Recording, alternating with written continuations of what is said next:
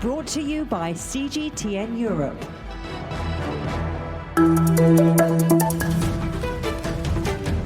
Hello, I'm Stephen Cole. Welcome to the Agenda podcast. And on this episode, we'll be looking at the future of work. For more than a year now, millions of people have been forced out of their offices to work from home. But is that a situation that's here to stay? Or a temporary blip, an aberration, as the head of Goldman Sachs puts it? To find out, I spoke to Kate Lister, president of Global Workplace Analytics, who thinks permanent workplace changes can benefit people, planet, and profit. In terms of people, it saves them three of their most precious commodities: their time, their money, and their health, or sanity. Maybe not during a pandemic, but sanity. It saves, in the US, it saves about 14 days a year, the equivalent of 14 work days, time they would have otherwise spent fighting traffic. Saves them between $3,000 and $5,000. And in terms of their health, there's all kinds of evidence to suggest that people are less stressed. They have more time in their life for sleep, for family, and for other things that make them feel good.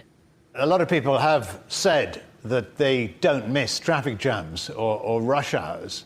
But I wonder, what about the physical working spaces? What does working from home mean for them? How will this impact city spaces, commercial property, local economies?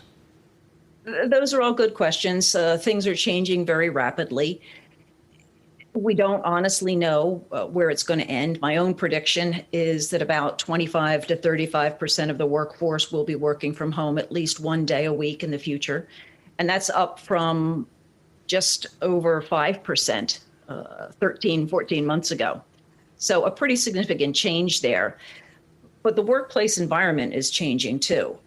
The physical space will be more collaborative, more tuned to people's social needs. And so home is becoming that place for focus, and the office will become that place for collaboration and the cultural immersion that people need to feel like they're part of an organization. So that means the spaces are going to get actually a little bit bigger, probably. We've gone through this period of densification where smaller places that people work. Now we're going to see that expand, and we're going to see more activity-based working. So you may not have an assigned seat in your office, and you will move throughout the office during the day to places that are most suitable for what you're doing. So you might be in a conference room for 3 people, and then you might be in a coffee area, and then you might be in a private pod where you can actually concentrate. So it's going to be a very different place. But I don't think it's going to be that big a shift in the actual amount of space. We're also seeing that organizations are kind of moving to this hub and spoke model. So we might see the downtown area get a little bit smaller, but places in suburban areas grow up to accommodate the local population and to reduce the commute and to allow people to work closer from home, either from their own facilities, corporate facilities, or from co-working spaces. So pretty dramatic shift. And certainly it's not going to be easy on the downtown businesses, the coffee shops and the dry cleaners and all of those places that relied on the traffic. But I think over time it will shake out. I'm hoping that, in fact, we can use some of that downtown space for housing, economic housing, something that we sorely need, and that will bring back a whole different level of commerce. And we might see cities return to a place of art and a place of culture and the place where people go to enjoy themselves for things. When I first moved to San Diego, it was nothing to drive down to the city. It was a 20-minute drive, easy parking. Now you don't even want to begin to get on the highway anytime after 3 in the afternoon or before 9 or 10 in the morning. So, I think it'll shake out. It's certainly not going to be easy in the interim. What you're saying is that the office atmosphere is going to change. You think it's going to be more collaborative and there's going to be more hot desking. So people are going to be walking around the office far more than they're used to, which may be good for their steps every day. But how do you ensure that companies are getting the best out of their home workers? Well, the real question is, how do you ensure that they're getting the best of their people who are at work or who are at the office? The highest shopping time is during working hours. So it shouldn't be a question of... well, it's perhaps easier to keep an eye on them when they're in the office. But if they're at home, how do you know they're not shopping all day? Well, you didn't know when they were at the office, right? Some companies do. The idea of managing by walking around hasn't worked for a number of years. People work best when they understand their goals, when they have the tools and the technologies they need to meet those goals, and then so that means when they're working from home, the companies will make them more goal achievable. Is that it? Well, it should be everybody, not just the working from home. We need to be managed by results, not butts in seats. If I get my job done, if I understand what my job is and we have goals and I meet those goals, then you should not worry when, where, or how I do that. Kate Lister, the president of Global Workplace Analytics. Thanks for joining us on The Agenda. My pleasure. So we've had quite a rosy picture painted there of home working by Kate Lister, but there are certainly problems that will need solving if working from home is to become the so-called new normal. I'm joined now by Dr. Heejung Chung, reader in sociology and social policy at the University of Kent, and leader too of the Working from Home During COVID-19 Lockdown project. Dr. Heejung Chung, your research has concluded that the pandemic has changed the way we work forever. So how exactly has that changed? A lot of the hesitations managers had prior to the pandemic about whether or not workers can work efficiently at home, a lot of their hesitations have disappeared largely due to the fact that despite it being the pandemic, workers have been showing huge levels of productivity and efficiency during this period working from home, where actually they were able to carry out work even better than they were doing in the office in the midst of the pandemic. It has also changed the preferences of workers as well. Many workers found that they actually really enjoy working from home. And especially because there wasn't much of a stigma around working from home during this period, they would like to work from home in the longer future as well. So we expect that there will be, possibly not for all companies and not for all workers, but for many, real shift in the way we work from home or where we work, with many being able to work from home on a much more regular basis. David Malpass at the World Bank said, and to me rather surprisingly, people are working too hard when they're working from home. Do your findings support that? So even before the pandemic, what we see is that despite the popular belief that working from home is someone just kind of in their pajamas all day watching daytime TV, actually, people who work from home work longer hours, they work harder as well. And there's two reasons to that. One may be because, for many of us, commuting times take up to about 1 or 2 hours, even maybe up to 3 hours a day, some of which people give back to their employers by carrying out work during that time. Another thing is that, as I said, there's still a bit of a stigma, even internalized stigma about working from home. So when you are not really doing, a lot of work from home, you feel like, ooh, am I slacking off? And it's more evident than, for example, if you were to do the same thing in the office. So for example, checking Facebook in the office, people wouldn't think much of it. But if you do it at home, it really feels like you're slacking off. Is there also, if it suits some professions more than others, is there also a sexual divide? Does working from home suit men more than women or women more than men? Well, prior to the pandemic, we've seen that it was men that were gaining the access to working from home more than women. And this is largely due to the fact that, again, the assumptions behind workers and their capacity to work from home, because our societies are still kind of under this male breadwinner and female caregiver ideas. employers thought that women, when they work from home, they don't really work from home, that they'll prioritize housework and childcare. That isn't necessarily the case, but that prohibited a lot of women from being able to work from home. During the pandemic, we've actually seen that there were more women working from home than men, again, because employers didn't have much of an option but to allow certain women work from home. And to be honest, providing women or any workers with care responsibility, the capacity to control when and where they work, can be incredibly beneficial for allowing them to take part in the labor market and take part in the labor market in a much more longer hours basis. And again, to, for example, address gender equality issue, whether the pandemic has changed the views of managers going forward is something that we'll have to see. Well, you talk about those outside the labour market. What about the unemployed? When the pandemic is over, are they going to be able to go back to work or work from home? They're going to have to learn new tricks? One good thing is if companies decide that working from home is going to be the norm, and this is not just for like a day a week or 2 day a week kind of a gift, but it's as the norm that where workers can work possibly even 4 or 5 days at home, it really increases the opportunities, geographic opportunities for job search for many unemployed. And you need not necessarily be fixed to a location, which provides opportunities both for workers and employers in terms of where they could search for jobs. And I think that would be a really good positive impact. Dr. Heejung Chung, many thanks for joining us on The Agenda. Of course, away from concerns over productivity and corporate culture, the mental health of employees working alone at home is perhaps one of the key issues which might leave people wanting to get back to the office.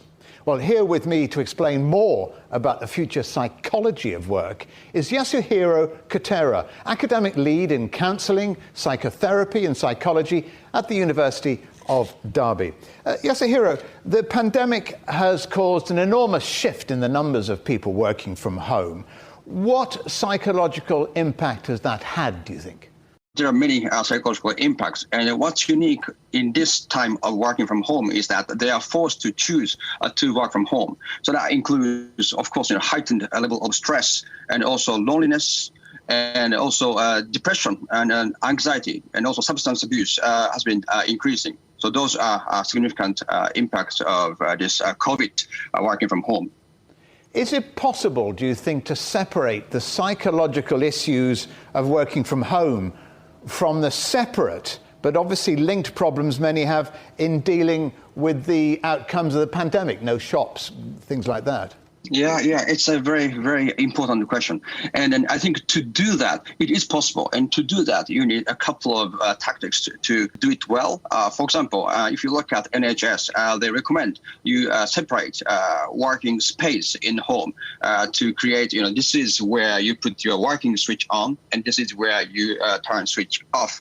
And also make routine and follow the routine through is also an important aspect as well. That we need those kind of more logistical things to enable, distinguish those two fields. And many of us are also suffering from what is being called Zoom fatigue. Tell us more what that is and what the psychological impact of that has been. Of course, yeah. Zoom fatigue refers to those feeling of tiredness coming from consistent online video conference meetings.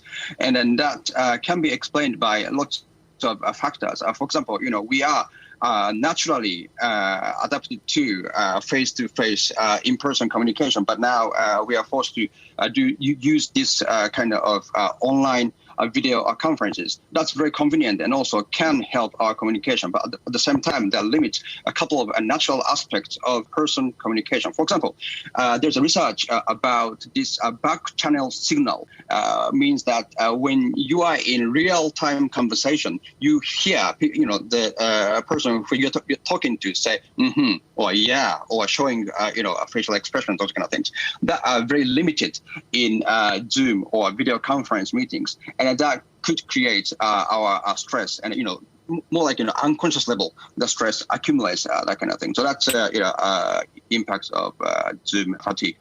And how important is it for people to have that face-to-face connection in the workplace? You know, the water cooler moments, they used to call them. Yeah, that's really important. And if you look at linguistic research, they say that about 1/3 of adult communication consists of this, informal chit-chat.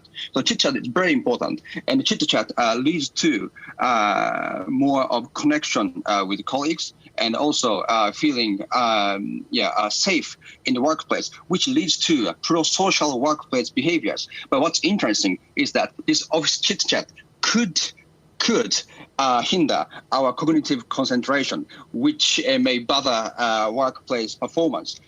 Research at this point reports both sides are positive and negative. All of this is very new for most companies, isn't it? Some people have been complaining they have to work harder when they're working at home. So are companies aware of this, and are they taking action or deploying strategies to help improve the work-life balance virtually? Yeah, that's really important, that the company should be aware of the higher stress level that employees are going through now, just being aware of it. And in some innovative companies take this as an opportunity to create trust. Workplace trust and the trust from employees to the company is really, really important to maintain a long-lasting high work performance. So, for example, companies in Netherlands, for example, that they send vegetables and fruits to their home regularly to show care for their well-being. And also another attempt I saw in Dutch companies is that they host a cooking lesson for employees to join. So they hire a chef cooking in front of Zoom, and then colleagues can see, and the colleague can also follow what they are doing. That kind of attempt may help to foster workplace trust. How can the companies help employees prepare themselves, perhaps psychologically, for working from work again as opposed to from home? Very, very important. I think is that our brains, like familiarity. This COVID forced us to work from home, and now I think we built for familiarity with working from home, and now we are going to go back to working in our workplace. And then our brain feels like, okay, this is where we've been working before. But there are lots of new procedures that must take place. For example, washing hands or wearing masks, those kind of things. So, our brains will probably get confused. Environmentally, it feels same, but the procedures are different, which of course leads to stress in our brain. So the companies need to be aware of that. The back to the work. So now it's everything's normal. That's not the case. That in our psychology, there is more hidden stress doing the normal thing. So that company needs to approach this very carefully. Yasuhiro Kotera, many thanks to you for joining us here on The Agenda. Of course, as well as working in an office or working from home, there is a third option, the co-working space. So how might that option fit into a new working normal? Here with me is Mathieu Proust, the General Manager for WeWork in the UK, Ireland and emerging markets. Mathieu, before the pandemic, WeWork and other co-working spaces appeared to be the future of work. Has the pandemic changed that? That has definitely not changed anything. I think what we have seen over the last 10 years is a real trend for the flexibility. And what the flexibility means, it means a flexibility for the companies that instead of taking a very long-term lease, can take something slightly smaller, 12 months, 24 months, or even just a month. But also the flexibility is a flexibility for the employees working potentially closer to home, or working in a space that is really inspiring, with really energizing you. So the pandemic, I think, has shown that the office needs to have a new purpose, and it's a new purpose of collaboration and energy, and we provide that. So will you have to change the actual geography of an office then to provide this collaboration, the new collaboration? No, I think what's interesting with the pandemic has shown us that I think people can work to an extent from home potentially. And I think what we have seen with the companies that use our space all around the world is now there's a big discussion happening. And the discussion is a discussion between the employers and the employee, trying to define what is the new model. And for some company, the new model is going back to a main office in central London. But for some other companies, it's potentially having one office in central London, scattered with, let's say, 5 or 10 offices around that, maybe closer to like the outskirts. Satellite offices, that kind of arrangement? Exactly. We call that the hub and spoke model, and that's something that we are really seeing as a trend over the next few months. So what kind of companies use WeWork? Is it mostly SMEs, or are there large international organizations as well? So WeWork has a very broad portfolio, right? We are present in more than 800 locations, 38 countries around the world. And to give you an idea, like, it goes from the freelance all the way to big enterprise company. More than 50% of the members using our space are enterprise companies, which are the large corporates that you are mentioning. And how much do you take into account the actual workers, the people who are doing this, and the changes they're going to have to make? What about their psychological well-being, and what about their motivation? I think it's straight on. It's super, super important as we go into the post-pandemic to really think about the well-being of the employees. And so what we're doing is really helping our member companies to have this discussion with their staff to make sure that they find the solution that are the best for them. But I think first thing first, I think we need to come back to a safe and healthy environment, right? And I think WeWork has an extensive now experience into making our space COVID secure. And then from there, you can decide what kind of flexible arrangements you want, going closer to home or going into a collaboration space that is here to really like enforce and improve the well-being of your staff. Is it also much basically all just a compromise, co-working? Because it's a mixture of working from the office and working from home. So it's nothing really new, you're just splitting it up. I think it's extremely interesting what you're saying. It's the future, and it's a discussion that has really started with the pandemic, and I think that has accelerated the trend. We started seeing companies before the pandemic jumping into a flexible workspace because they wanted to offer that flexibility to their employee.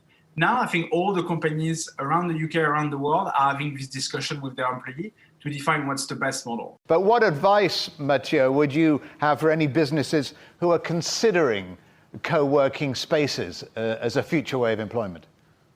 I think more than co-working spaces is flexible workspace. So I think, first of all, the pandemic has shown us that nothing is certain, right? And the future is always moving. So instead of committing yourself to a very long-term lease of 10 to 20 years, why not joining a WeWork as a flexible workspace provider? The second advice, I think, would be really have a discussion with your employees to define what is the good model for your culture.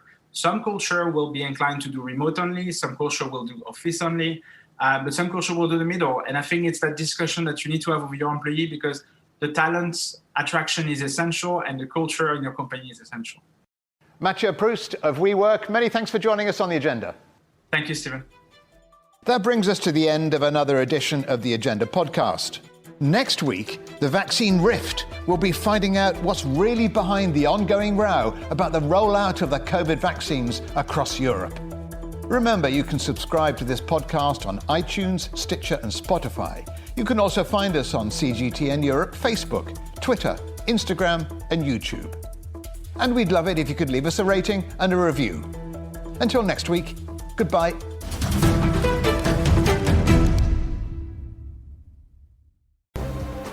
The most interesting questions. Are there other living beings beyond Earth? Will man or machine be in charge? Great question. Always have more than one answer. Well, hold on, let me just draw up a list. And always come from more than one person. That's where the credibility lies. The concept of having a machinery which is alive and evolving didn't wait for us. The end of inequality of incomes and wealth around the world, can you imagine how difficult that is at the moment to achieve? Every episode, Stephen Cole, Murray Beveridge, and some of the brightest minds out there shed light on the answers to some of the most intriguing questions. There are two ways of looking at this. Machines can't really discriminate between civilian and military targets. The Answers Project, maybe we need to just look at this in a bit more detail. Extraordinary claims require extraordinary evidence. The Answers Project, a new podcast from CGTN Europe.